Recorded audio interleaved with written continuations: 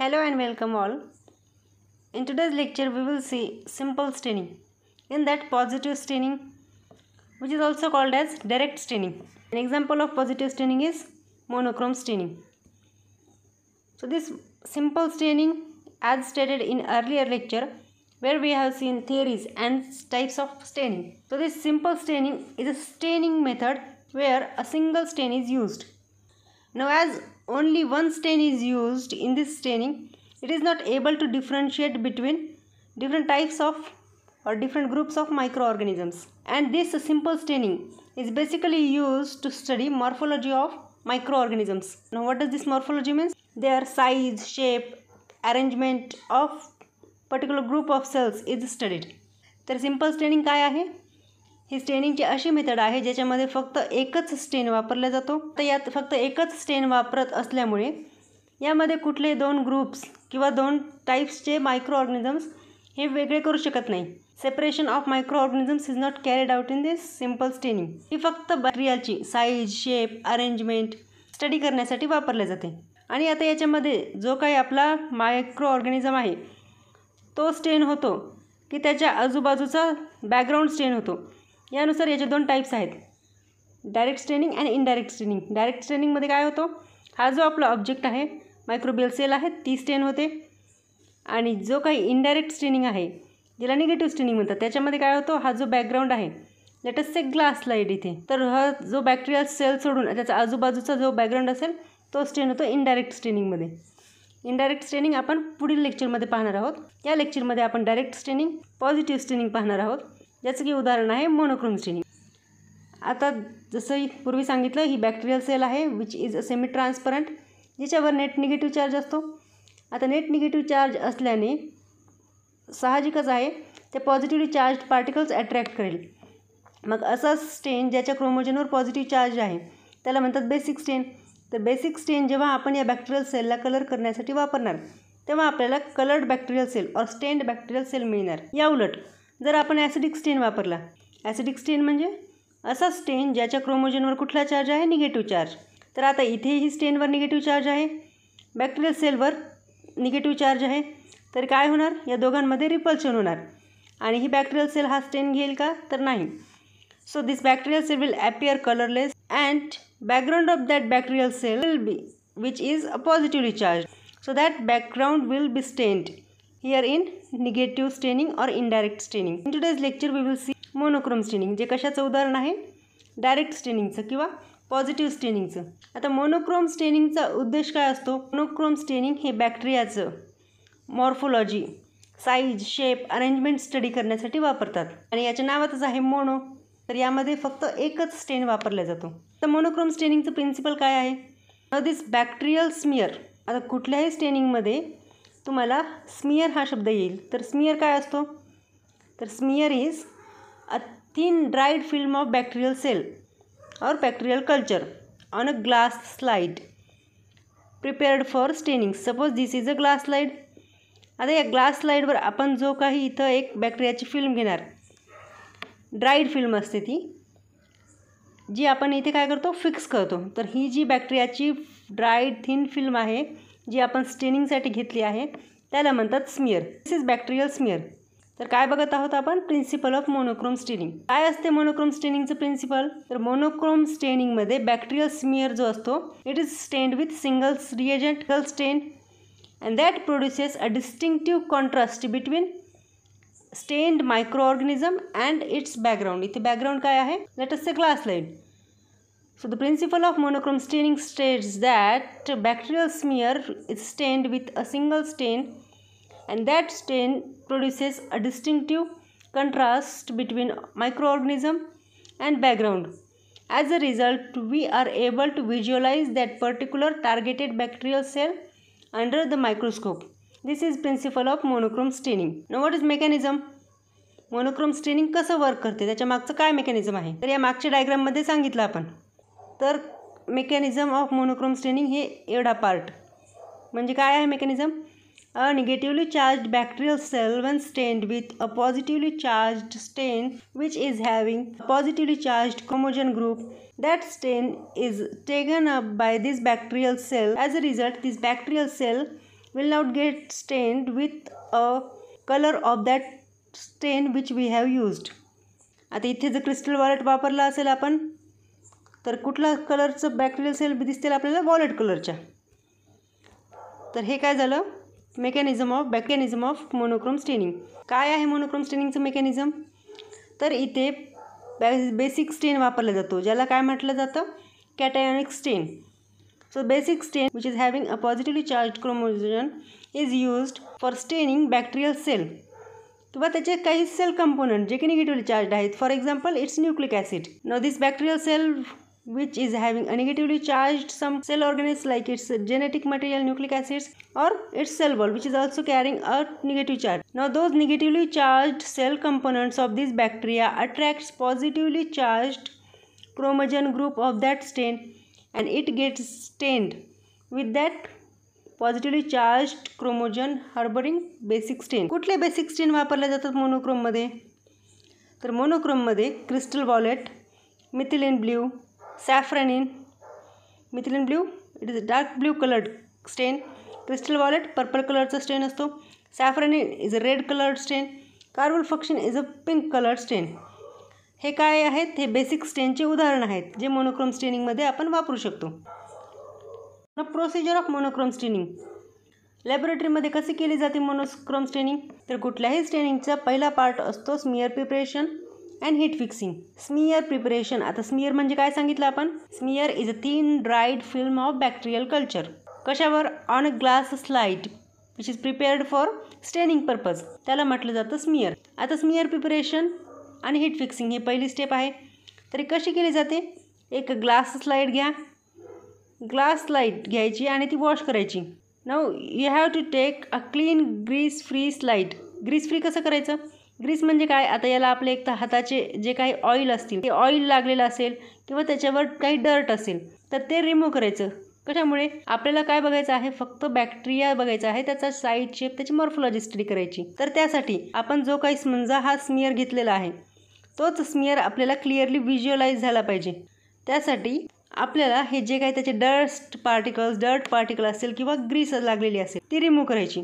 So take a glass slide, wash it with detergent and water, remove all the dirt and grease from that slide. तर काय करायचं? Greece free slide घेतल्यानंतर जेव्हा आपण ही clean केली तर तेव्हा त्याला इथून एजनीच पकडायचं. त्याच्या hold it with the edges. हात लावून त्याच्या इथून वरतून किंवा खालच्या साईडला पकडायचं नाही. Hold that side, handle that side throughout your practical by holding it at this edges. Next step आहे त्याच्या एका साईडनी ही स्लाईड जी तुम्ही घेतलेली आहे त्याच्या एका साईडनी सपोज तुम्ही वरतून त्याला एक सेंटरला एक सर्कल ड्रॉ करायचं मार्करनी. अर्ध्या इंचचं म्हणजे अंदाजे आपण म्हणूयात 1.5 सेंटीमीटरचं सर्कल ड्रॉ करा. कशासाठी? सर्कल यासाठी की आता आपल्याला जो काही स्मिअर करायचा आहे तो तितक्याच एरियामध्ये आपण करणार. एकदा काय जेव्हा तुम्ही मार्क केलं या सर्क्युलर मार्क केलं या स्लाईडवर तर आता ती इन्व्हर्ट करा. इन्व्हर्ट म्हणजे त्याच्या खालच्या बाजूनी ज्या साईडने मार्क केलं त्याच्या विरुद्ध बाजूनी स्मिअर प्रिपरेशन करायचे. स्मिअर कसं प्रिपेअर करायचं? तर एक स्टराईल इनॉक्युलेटिंग लूप घ्या. त्याला काय म्हणतात? निक्रोम वायर लूप घ्या.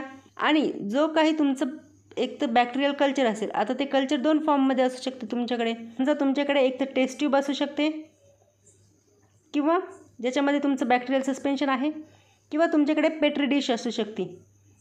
आता या पेट्री डिशमध्ये काय आहे? एक न्यूट्रियंट किंवा कुठल्या तरी प्रकारचं आगार आहे आणि त्याच्यामध्ये तुमच्या बॅक्टेरियल कॉलनीज आहेत. बॅक्टेरियल कॉलनीज ह्या बॅक्टेरियल कॉलनीजही तुम्ही स्टेन करण्यासाठी घेऊ शकता. आता समजा तुम्ही या लिक्विड मीडियामध्ये म्हणजे टेस्ट ट्यूबमध्ये तुमचं बॅक्टेरियल सस्पेन्शन आहे ते जर तुम्हाला घ्यायचं असेल. आता हा झाला कॉटन प्लग. ओके. मायक्रोबायोलॉजीमध्ये स्टरलायझेशन या स्टेपला खूप महत्त्वाचं आहे. जे तुमचं इथे कल्चर आहे बॅक्टेरियलचं ज्याला स्टेन करायचं आहे तर हे तुम्ही कसं घेणार?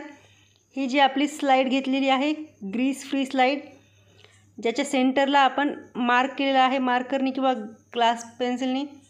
सर्क्युलर साईड त्याच्या इन्व्हर्ट करायची ती मार्क केल्यानंतर आणि nichrome wire loop sterile nichrome wire लूपनी एकतर तुम्ही लिक्विड जर तुमचं सस्पेन्शन असेल तर ते तुम्ही बन्सेन बर्नरच्या आतमध्ये कशामुळे? Because We have to transfer that bacterial culture on a slide in aseptic condition.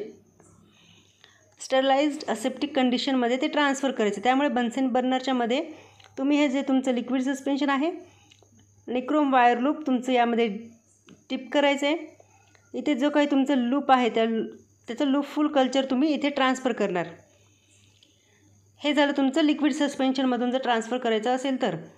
आता समजा तुमच्याकडे ही पेट्री प्लेट आहे आणि त्यामधलं तुम्हाला एक कॉलनीचं मॉर्फोलॉजी स्टडी करायची, तर ते तुम्ही कसं ट्रान्सफर करणार? तर दुसरी पद्धत आहे, तुम्ही क्लीन ग्रीस फ्री स्लाईड घेणार ज्याच्यावर आपण सर्क्युलर मार्क केलेला आहे, इन्व्हर्ट करायचं आहे आणि आता तुम्ही काय करणार, एक स्टराईल सलाईन घ्यायची. इथे समजा ही तुमच्याकडे एक टेस्ट ट्यूब आहे, त्याच्यामध्ये काय आहे, स्टराईल सलाईन आहे किंवा स्टराईल वॉटर आहे. ते तुम्ही इथे पहिले याचा ड्रॉप घेणार निक्रोम वायर लूपनी. इथे जो तुमच्याकडे सर्क्युलर मार्क केलेला आहे त्यावर या स्टराईल सलाईनचा एक ड्रॉप घेणार. फुल drop of that particular sterile saline will be taken on this slide. Now you will take your petri dish, open it under aseptic condition in that Bunsen burner area आणि यामधलं तुम्ही कॉलनीला touch करून ती colony nichrome wire लूपनी त्याच थोडासा portion smear density खूप जास्तही नसली पाहिजे, ट्रान्सफर करते वेळेस खूप कमीही नसली पाहिजे. One of the most important thing to keep in mind while staining is how you prepare your smear. स्मियरची डेन्सिटी अत्यंत महत्त्वाची आहे कुठल्याही स्टेनिंगमध्ये. जो काही स्मियर तुम्ही प्रिपेअर करणार आहात ते खूप जास्त डेन्सही नसलं पाहिजे, म्हणजे तुमच्या ग्लास स्लाईडवर खूप जास्त असा थिक स्मियर नसला पाहिजे आणि खूप थिनही नसला पाहिजे. थिक स्मियर काय सांगते? Thick smear indicates highly densed population of that bacterial cells. याने काय होईल, you will get false positives आणि क्राउडिंग मिळेल तुम्हाला. स्टेनिंग जेव्हा तुम्ही करणार तेव्हा तुम्हाला प्रॉपर स्टेनिंग मिळणार नाही जर तुमचं स्मियर खूप थिक असेल तर.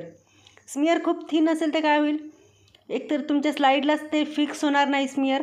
कुठल्याही स्टेनिंगमध्ये जेव्हा तुम्ही स्टेन टाकता नंतरची एक स्टेप असते वॉशिंग, वॉटरने असेल किंवा कुठल्या तरी डिकलरायझिंग एजंटने असेल, तुम्हाला तुमचा जो काही स्मियर आहे जो स्टेन केलेला आहे ते वॉश करून घ्यावं लागते. जर तुमचं स्मियर खूप थिन असेल तर त्या वॉशिंग स्टेपमध्येच तुमचा जो स्मियर आहे तोही निघून जाईल and you will not be able to locate your bacterial culture on that slide. त्यामुळं स्मियर डेन्सिटी खूप जास्त थिकही नसली पाहिजे आणि थिनही नसली पाहिजे.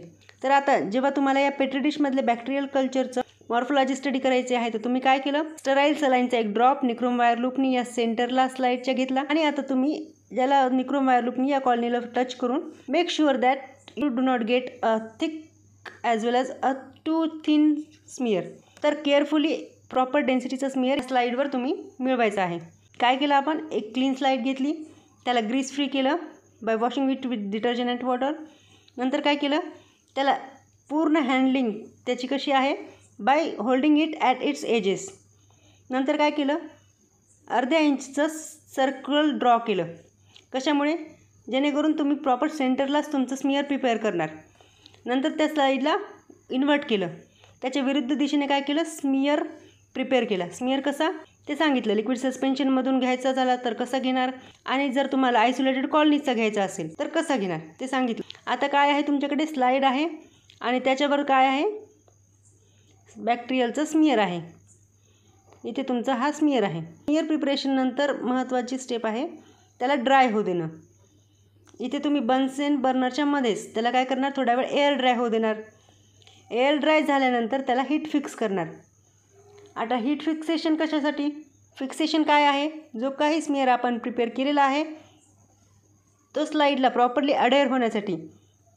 त्याचबरोबर समजा आपल्याला सेल जी आहे स्टेनिंगमध्ये त्याची प्रॉपर रिजिड करण्यासाठी, सेल रिजिडिटीसाठी असेल किंवा जो आपण स्टेन वापरणार आहोत त्यासाठी सेलला परमिएबल करण्यासाठी ही फिक्सेशनची स्टेप असते. फिक्सेशन काय आहे, it is a step of fixation of the smear. Heat fixation असेल किंवा केमिकल फिक्सेशन असेल. सगळ्यात स्टेनिंगमध्ये हीट फिक्सेशन वापरतात का, नाही. तर काही स्टेनिंग टेक्निक असतात ज्याच्यामध्ये ही हीट फिक्सेशनची स्टेप नसते. तर मोनोक्रोम स्टेनिंगमध्ये हीट फिक्सेशन आहे. काय केलं आपण, एकतर लिक्विड सस्पेन्शनमधून असेल किंवा सॉलिड मीडियामधून असेल, आपण स्मियर घेतला आहे, त्याला एअर ड्राय होऊ दिलं. एअर ड्राय म्हणजे बन्सेन बर्नरमध्ये आपण त्याला असेप्टिक कंडिशनमध्येच हवेच्या साहाय्याने तो पूर्ण ड्राय होऊ दिला. तो स्मिअर वाळू दिला. स्मिअर वाळल्यानंतर त्याला 2-3 वेळेस या फ्लेममधून पास केलं. कशासाठी? हीट फिक्सेशनसाठी. हीट फिक्सेशन झाल्यानंतर हीट फिक्सेशनमध्ये त्याला यावर धरून नाही ठेवलं फ्लेमवर. कशामुळे? We do not want to overheat that smear. जेणेकरून काय होईल, आता यावरच जर धरून ठेवलं तर काय होईल, इथे काय आहे सेंटरला आपलं बॅक्टेरियल पॉप्युलेशन आहे, बॅक्टेरियल कल्चर आहे, बॅक्टेरियल सेल्स आहेत. ते जर आपण यावर धरून ठेवलं तर ते डिस्टॉर्ट होईल, त्यांचा शेप बिघडू द्यायचं नाही आहे आपल्याला. We want to study its arrangement, its shape. त्यामुळे धरून न ठेवता 2-3 वेळेस आपल्याला स्लाईड यातून पास करायची आहे फ्लेममधून. हे झालं smear preparation and heat fixation step. पुढची स्टेप आहे स्टेनिंग. आता मोनोक्रोम स्टेनिंग कशी केली जाते, तर काय आहे आपल्याकडे ग्लास स्लाईड आहे ज्याच्यावर स्मिअर आहे जो आपण हीट फिक्स केलेला आहे. हा आपला स्मिअर आहे. आता काय करायचं आहे, याला अप्रोप्रिएट स्टेननी स्टेन करायचं आहे. आपल्याला कशाला स्टेन करायचं आहे, या बॅक्टेरियल सेलला ज्याच्यावर कुठला चार्ज आहे, निगेटिव्ह चार्ज. मग मोनोक्रोम स्टेनिंगमध्ये आपण कुठला स्टेन वापरतो, तर पॉझिटिव्हली चार्ज स्टेन वापरतो. तर पॉझिटिव्हली चार्ज स्टेन कुठले असतात, एक तर क्रिस्टल वॉलेट असेल, मिथिलीन ब्ल्यू असेल किंवा कार्बन फॉक्सिन असेल. तर हे यापैकी एकच स्टेन वापरायचं कुठलाही. कशामुळे? कारण हे मोनोक्रोम स्टेनिंग आहे, यामध्ये सिंगल स्टेन वापरले जाते. आता आपला जो स्मिअर आहे त्यावर आपण हा स्टेन फ्लड करणार आहोत. हा स्टेन आपण यावर टाकलेला आहे. हे जे काही स्टेनिंग आहे it is carried out near sink. त्याला स्टेनिंग रॅक असते, त्याच्यामध्ये त्यावर तुम्ही हे स्टेनिंग रॅक आहे समजा, त्यावर तुम्ही तुमची स्लाईड ठेवायची आणि सिंकमध्ये बेसिनजवळ तुम्ही लॅबोरेटरीमध्ये जे असते तिथे तुम्ही हा स्टेन या तिन्हीपैकी कुठलाही किंवा सॅफ्रनिन असेल या चारीपैकी कुठलाही एक स्टेन घ्यायचा. तो यावर फ्लड केला, यावर टाकला. तो क्रिस्टल वॉलेट असेल तर 2 ते 6 सेकंद ठेवायचं, मिथिलीन ब्ल्यू असेल तर 1 ते 2 मिनिट ठेवायचं, कार्बन फॉक्सिन असेल तर 15 ते 30 सेकंद ठेवायचा. हा काय झाला, आपण टाईम दिला स्टेनिंगला, रिॲक्शन टाईम. आता काय करायचं, या स्लाईडवरचा जो काही एक्सेस स्टेन आहे तो काढून टाकायचा. काढून टाकल्यानंतर तुम्ही एक स्टेप काय करायचं, तर washing of that smear.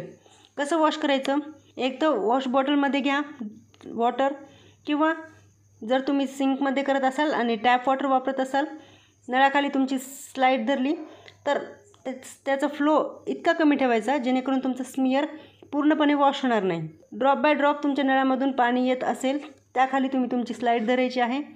Under the gentle flow of your water of that tap you will wash your stained smear.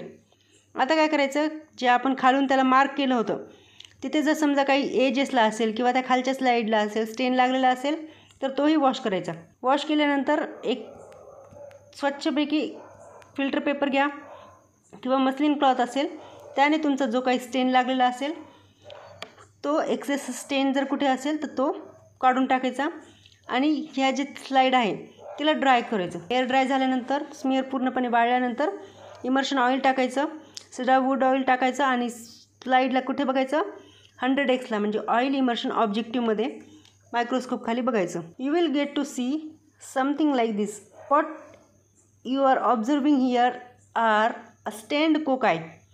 Circular जे दिसत आहे तुम्हाला त्यामुळे हे काय आहेत, कोकाय आहेत.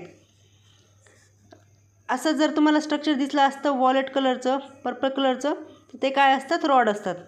हे जे आहेत violet coloured cocci they are stained with crystal violet. इथे जे आहे तुम्हाला काय दिसलं आहे, ऑब्जेक्ट तुमचा स्टेन्ड झालेला आहे तर व्हाईट कलरचा बॅकग्राऊंड आहे, म्हणजे बॅकग्राऊंड स्टेन झाला आहे का नाही. So this is what monochrome staining is, where your object will be stained with a positively charged stain whereas background remains unstained. This is what a monochrome staining is all about. In next lecture we will see negative stain. Thank you.